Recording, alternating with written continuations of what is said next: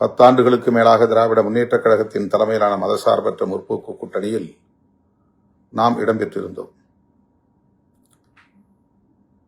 இந்த சட்டப்பேரவை பொதுத் தேர்தலில் அதிமுக பாஜக இடம்பெற்றுள்ள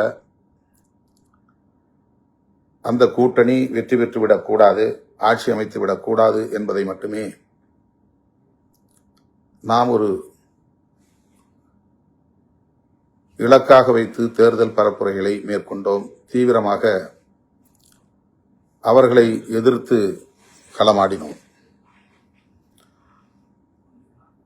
நாம் எதிர்பார்த்ததைப் போல அதிமுக பாஜக கூட்டணி வீழ்த்தப்பட்டு விட்டது. பாரதிய ஜனதா ஒரே ஒரு இடத்தில்தான் வெற்றி பெற்றது. அவர்கள் இங்கே பெரிய அளவில் அரசியல் செய்ய விரும்பினார்கள், காலூன்ற விரும்பினார்கள். அவர்கள் முன்வைத்த சதி முயற்சிகள் அனைத்தும் முறியடிக்கப்பட்டு விட்டன. அந்த வகையிலே நாம் மேற்கொண்ட முயற்சி வெற்றிதான்.